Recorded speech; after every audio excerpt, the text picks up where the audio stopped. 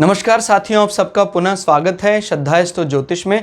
आज हम लोग कवर करने वाले हैं कर्क लगन की कुंडली में यदि बृहस्पति एकादश भाव में बैठे तो क्या फल है। हम ये भी कह सकते हैं कर्क लगन की कुंडली में वृषभ राशि का बृहस्पति क्या फल देता है। इससे पहले हम लोगों ने सूर्य, चंद्रमा, मंगल और बुध की कंप्लीट वीडियो सीरीज अपलोड कर दी है चैनल में। कोई भी व्यक्ति भृगु सरल पद्धति को आधार बनाकर ज्योतिष को सीखना चाहता है, हमारे चैनल को सब्सक्राइब कर सकता है। हम जल्दी ही 9 के 9 ग्रह, सूर्य से लेकर राहु केतु तक, उनके 12 अलग अलग लग्न के अलग अलग राशियों फल को अपलोड करने वाले हैं। कोई भी व्यक्ति ये सीरीज देखना चाहता है, सब्सक्राइब करें, बेल आइकन दबाएं। हमारे बारे में और अधिक जानकारी के लिए सिंपली गूगल करें, सनत वाजपेयी लिखें, आपको हमारे बारे में कंप्लीट इन्फॉर्मेशन मिल जाएगी। तो शुरुआत करते हैं आज की क्लास का। कर्क लगन यहाँ से गिनते अगर प्रथम भाव से तो ये पड़ता है एकादश भाव, 11वां भाव। फिलहाल यहाँ पड़ रही है वृषभ राशि और वृषभ राशि में बृहस्पति बैठे हैं। तो एकादश भाव से क्या देखा जाता है दोस्तों? एकादश भाव होता है हमारे जीवन में ओवरऑल इच्छा पूर्ति। किस प्रकार की इच्छा हमने संजोई हैं, वो होंगी पूरी कि नहीं होंगी, विश कंप्लीशन। लाभ की बात करता है एकादश भाव, मित्रों की बात करता है, मित्रों से हमारे संबंध कैसे रहेंगे। एकादश भाव से हम घुटनों के निचले वाला हिस्सा भी देखते हैं, जैसे किसी घुटनों के निचले हिस्से में कोई दिक्कत है, चलने फिरने में परेशानी है, तो ये भाव देखा जाता है। हालांकि आपको पता होगा शनि कालपुरुष की कुंडली में 10 11 जो नंबर है कुंभ राशि रिप्रेजेंट करता है। तो किसी को पैर में पोलियो, इस प्रकार की कोई दिक्कत निचले हिस्से में, वो सब हम यहाँ से देखते हैं। तो यहाँ पर अगर कोई ज़बरदस्त विरोध झेल कर बैठे हों प्लैनेट, तो वो इस प्रकार के पैरों में दिक्कत की बात करता है, स्पेशली लेग्स की बात कर रहे हैं। ठीक है, फुट की बात हम यहाँ से देखते हैं। और हम यहाँ से अपने बाएं कान की भी बात करते हैं। बायां कान किस प्रकार का, उसमें कोई दिक्कत है, वो भी हम यहाँ से देख लेते हैं। ठीक है, और किसी भी ज्योतिषी के पास आप जाएंगे तो मुख्य रूप से, ये कोई अतिशोक्ति नहीं है, बात भी सही है, सबसे पहले वो इस पर नज़र डालते हैं। क्योंकि इच्छा पूर्ति जो है आज के लौकिक संसार में, इंसान अपनी इच्छा पूर्ति को सर्वोपरि मानता है। तो अगर इच्छा पूर्ति वाला भाव हमने देखा कि बहुत अच्छी कंडीशन में है, कहता भैया जो तूने सोचा है जीवन में देर सवेर मिलेगा। हाँ, वो अलग बात है कि इच्छा पूर्ति किस किस जरिए, जैसे बृहस्पति भाग्य का स्वामी होकर बैठा है और रिलेटेड टू ऋण, रिलेटेड टू कंपटीशन, उसकी इच्छा पूर्ति का स्वामी होकर बैठा। तो अगर कई कई प्लैनेट यहाँ बैठ जाएं तो मतलब आपकी जितनी इच्छाएं बनती हैं उनका स्वामी इच्छा पूर्ति वाला वहाँ बैठ जाता है। तो लेकिन इसको एक दोष भी माना जा सकता है, माना ही जाता है बृहद पराशर होरा शास्त्र में, कि अगर 11th हाउस बहुत स्ट्रांग है और कुंडली में 4, 8, 12 जैसे हाउसेस कमजोर स्थिति में है, तो ऐसा व्यक्ति सांसारिक सुख सुविधाओं में, इच्छा पूर्ति में इतना लिप्त हो जाता है कि प्राण जब निकलते हैं तो उसको मोक्षा की तरफ तो वो सोच भी नहीं सकता है। सांसारिक चीज़ों में रोकने का कारण बन जाता है 11वां भाव। लेकिन अगर आपकी कुंडली में 4, 8, 12 में कोई एक हाउस बहुत स्ट्रांग है, 11 भी अच्छी स्थिति में है, भाई आप लौकिक सुख भी भोगेंगे और पारलौकिक के लिए भी तैयार रहिए। पारलौकिक में भी कोई कष्ट होने वाला नहीं। तो अपनी अपनी राय है। बाकी मेरा भी यही मानना है कि 11वां हाउस बहुत स्ट्रांग होता है। 11वें के साथ आप दूसरे भाव को भी जोड़ लीजिए, फिर और अच्छा बन जाएगा। इनफैक्ट भारत जैसे देश में जहाँ सभी लोग अपने प्राइमरी एजुकेशन सिस्टम को लेकर सड़ा हुआ है, हमारा प्राइमरी एजुकेशन सिस्टम जो हमें कहीं भी इन्वेंशन की बात नहीं करता है।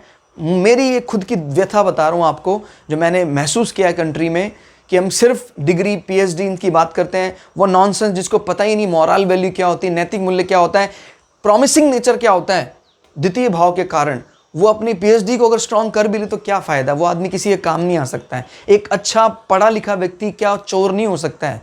हो सकता है चोर। तो दोस्तों, वो चोर ना हो उसके लिए द्वितीय भाव को स्ट्रांग करना है, ना कि 9th हाउस को। लगे पड़े हैं भाई तू डॉक्टर बन जा, इंजीनियर बन जा, कहाँ गारंटी, कहाँ लिखा हुआ है किसी किताब में एक डॉक्टर चोर नहीं हो सकता है, इंजीनियर चोर नहीं हो सकता है? मैं भी इंजीनियर हूँ। एक आईएएस चोर नहीं हो सकता है। याद रखिए, एक आईएएस का आईएएस होने के साथ साथ देश के लिए अपनी जान कुर्बान कर देने का जज्बा ही है जो उसको एक अच्छा नागरिक बनाता है।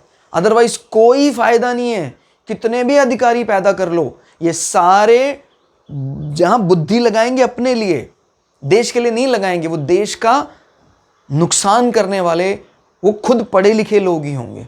क्लियर? तो मेरी बात को समझिएगा। सेकंड भाव को इग्नोर करने का ये नतीजा है कि आज हम कहीं के नहीं रहे। बोलते हैं 5 बजे आएगा, मैं बोलता हूं आऊंगा मैं 5 बजे, कभी नहीं आता है। ऐसे व्यक्ति का क्या फायदा है, ऐसे नेता का क्या फायदा है? सेकंड हाउस को स्ट्रांग करो। सेकंड हाउस का जिसका स्ट्रांग नहीं है, ऐसे को नेता भी मत बनाओ। प्राण जाए पर वचन न जाए, बात करते हैं राम जी की, और राम जी का एक भी तो लक्षण नहीं है। क्लियर हो गया? तो ये सेकंड हाउस ही है जो हमें प्रॉमिसिंग बनाता है। हमारे नैतिक मूल्य, हमारे जीवन में रिसोर्सेज, ये सब तो यहीं से देखा जाता है। अब इसको देखना बंद तो देख लो हाल क्या हो गया। कहता हाँ मेरे पास BA की डिग्री है, फर्स्ट क्लास 98%, हाँ मैं PhD हूं। है कौन? चोर, चोरी करता है, मोरल वैल्यू गिरा हुआ है, सेकंड हाउस खत्म। इन हाउसेस को देखो आप, यहां तक कि सेकंड और फोर्थ भी अगर आप देख लो, एटलीस्ट कंट्री के लिए कुछ काम करने वाला होगा व्यक्ति। खाली पेंट किए जा रहे हो 5th हाउस को, 9th हाउस को बस। इसीलिए हर हाउस की इंपॉर्टेंस को जानो आप, और जब तक हाउस की इंपॉर्टेंस को नहीं जानोगे, इसी प्रकार से कंट्री को क्रैश होता देखेंगे हम। ये मेरी व्यक्तिगत समस्या थी जो मैंने शब्दों के रूप में निकल आई, जो मैंने महसूस किया कंट्री में इस प्रकार का खेल चल रहा है, तो मैंने आपके सामने अपने शब्दों में रखा। लेकिन हाँ, ये बात तय है, जिसका 11th और 2nd स्ट्रांग है वो जरूर अपने जीवन में एक अच्छा पद प्रतिष्ठा कमा लेगा। एटलीस्ट उन लोगों से तो अच्छा ही कमा लेगा जो पद है रखते हैं, लेकिन उनके पास कोई मोरल वैल्यू नहीं है। मोरल वैल्यू के मामले में सेकंड हाउस बहुत ऊपर है। ठीक है, इसीलिए मेरा अपना मानना है कि मैं इसको काफ़ी ऊंचा रखता हूँ। इनका हमने समाज में नेम एंड फेम देखा है, उस फेम की कोई अहमियत नहीं हमारे लिए। जो धर्म करते हैं, मतलब एज यूजुअल जो कहा जाता है कि मैं धर्म करता हूँ, उसको बोला कि इस समय पर आना चाहिए, समय भगवान है, उसकी कोई अहमियत नहीं है, क्योंकि सेकंड हाउस क्रैश है उसका। अब बृहस्पति यहां बैठकर 6th हाउस को कवर कर रहा है, 1 2 3 4 5 6, छठे भाव का जो 6 नंबर के साथ संबंध बनता है। यानी जब कभी भी हम 11वें भाव से देखते हैं तो हम क्या बोलते हैं कि 6 से 6, यानी किसी भी शत्रुओं का कष्ट, शत्रुओं की बाधा, वो हम यहां से देखते हैं। अगर ये हाउस यहां जाके बैठता है तो ये कहता है कि भाई ये शत्रुओं के लिए बाधक का काम करता है। क्लियर? शत्रुओं को कमजोर करने का काम करता है, but for you it is good. Clear हो गया? 1 2 3 4 5 6, शत्रुओं का नाश कह लीजिए आप, शत्रुओं का बाधा। और क्योंकि आपका मित्र का भाव है तो मित्रों के जरिए आपको शत्रुओं से या ऋण से मुक्ति मिलेगी। और क्योंकि विश कंप्लीशन वाले हाउस में बैठा हो, यानी ये भी एक आपकी इच्छा है कि भाई इससे मुक्ति मिले, वो पूर्ति हो जाएगी। अब आपके दिमाग में आ रहा होगा सर ये तो बृहस्पति अपने शत्रु के हाउस में बैठा है। प्रॉब्लम तब तक नहीं है जब तक शुक्र स्वयं ना बैठे, क्योंकि राशि का एक अपना स्ट्रक्चर होता है। राशि के स्ट्रक्चर, फिलहाल इस स्ट्रक्चर से बृहस्पति को कोई परेशानी नहीं है, कारण ये काल पुरुष की कुंडली में दूसरा हाउस है और दूसरे भाव के तो कारक में माने जाते हैं बृहस्पति, इससे कोई दिक्कत नहीं है उसको। उल्टा कई चीजें शुक्र की इस राशि की बृहस्पति के साथ मैच करती हुई हैं। क्लियर होगा? वाणी का जो वो है ईश्वरीय ज्ञान, वो मैच करता है बृहस्पति के साथ।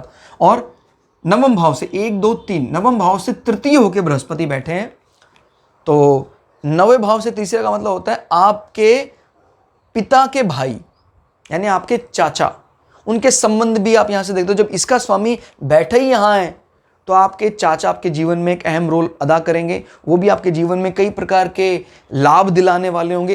तो ये एक अच्छी बात है कि परिवार में इस प्रकार के बुजुर्गों का साथ आपको बना रहेगा। वैसे 9th हाउस से आपके फैमिली के बड़े बुजुर्ग, पिता, गुरु, इन सब का साथ देते हैं, वो बना हुआ है। और उन बुजुर्गों में चाचा के रूप में आपको लाभ दिलाने के लिए बुजुर्गों में उनका रिप्रेजेंटेशन रहेगा चाचा के रूप में, बहुत अच्छी बात है। और फिर बृहस्पति की दृष्टि की बात कर लेते हैं। 1 2 3 4 5, बृहस्पति की 5वीं दृष्टि पड़ रही है, लाभ स्थान में बैठकर आपके कम्युनिकेशन पार्ट को देख रहे हैं, जो अच्छी बात है। क्लियर हो गया। वो खुद भी बाय डिफॉल्ट कम्युनिकेशन को रिप्रेजेंट करता है। नंबर 2 हमारी वाणी की सिद्धि, और जो वाणी की सिद्धि हमारे फॉर्मल कम्युनिकेशन को इंस्पायर करती है। तो ये अच्छी बात है कि हम बोलने में बड़े प्रखर होंगे। बृहस्पति हमारे भाग्य स्थान और हमारे ऋण भाव का स्वामी होकर एकादश भाव में बैठा है, जो हमारे तृतीय भाव को एक्टिवेट कर रहा है। किसी काम को करने के इनिशिएटिव मजबूत होंगे, वो बुध तय करेगा। 70% बुध के पास, बट 30% पावर से बृहस्पति भी उसको एक्सेलरेट कर रहा है। क्लियर हो गया। भाई बहनों के साथ संबंध, हम माधुर्य की बात करते हैं, अगर बृहस्पति माने बुध बहुत अच्छा है तो फिर ये पक्का है, संबंध अच्छे होंगे। बृहस्पति की नज़र इसमें एड ऑन का काम कर रही है। फिर 5, 6, 7 बृहस्पति की 7वीं नज़र आपके विद्या स्थान में पड़ रही है। यानी शुरुआत से ऐसे लोग कहीं ना कहीं इनकम सोर्सेज निकाल लेते हैं, शुरुआत से ही पढ़ाई में कहीं ना कहीं इनकम सोर्सेज निकाल लेते हैं। और तो और ये लोग पढ़ने के बाद भी दूसरों के पढ़ाई के लिए कहीं ना कहीं चैरिटी डोनेशन, पढ़ाई के लिए स्पेशली खर्च करते हैं। तो इनके भाग्य को बढ़ाने वाला होगा, बिकॉज बृहस्पति इनके भाग्य का स्वामी होकर वहाँ बैठा हुआ है। बहुत अच्छा है। और ये आपके अपने संतान के लिए भी बड़ा भाग्यशाली होगा। क्लियर होगा। कोई भी इस प्रकार की बाधा नहीं आएगी आपको, अगर है भी दूर हो जाएगी। बृहस्पति की 7म दृष्टि। क्लियर। और आपके फैन फॉलोइंग, सडन गेन के लिए चीज़ें बहुत अच्छी हैं। बृहस्पति क्योंकि आपके ऋण भाव का रिप्रेजेंटेशन लेकर वहाँ बैठा है, और वो फिर वहाँ से सडन गेन दे रहा आपको। ठीक है। और 7, 8, 9 बृहस्पति की ये दृष्टि ठीक नहीं है। बृहस्पति की आय भाव में बैठकर नीच की दृष्टि लगा रहा है 7म भाव में, जो बताता है कि आप अपने पार्टनर को लेकर थोड़े से नाखुश से रहेंगे, किसी बात को लेकर नाखुश रहेंगे। और ये बृहस्पति related to your father, related to your ऋण या डिजीज़, तो कहीं ना कहीं उससे संबंधित विषय कि भाई पिता को ये नहीं मानती, इनकम सोर्स के लिए भी ये या नहीं मानता है, ऋण बढ़ाने वाला है, इसके द्वारा किए गए खर्चे ऋण बढ़ाने वाले, या इसको ज़्यादा व्याधि, इस प्रकार की कुछ अनिच्छा सी रहती है, वो नीच की दृष्टि है। एक बात याद रखिएगा, ये नीच की दृष्टि तभी तक काम करेगी जब तक नीच भंग नहीं होता है। अदरवाइज आपको नीच की दृष्टि नहीं देखनी है, इस प्रभाव को शुभ लेना है। फिर जैसे मान लीजिए चंद्रमा केंद्र या लग्न में बैठ जाते हैं तो फिर वो नीच का प्रभाव खत्म हो जाएगा। शनि स्वग्रही हो जाते हैं तो भी उसका प्रभाव खत्म हो जाएगा। क्लियर होगा। तो ये याद रखिएगा, नीच भंगा जरूर देखना है, अदरवाइज आप सही फल को डिकोड नहीं कर पाएंगे। तो दोस्तों ये था बृहस्पति का फल। कैसा लगा आपको कमेंट करके जरूर बताइएगा। मिलते हैं अगली क्लास में, तब तक के लिए जय श्री भगु पराशरा, जय श्री शुक्राचार्य, नमस्कार।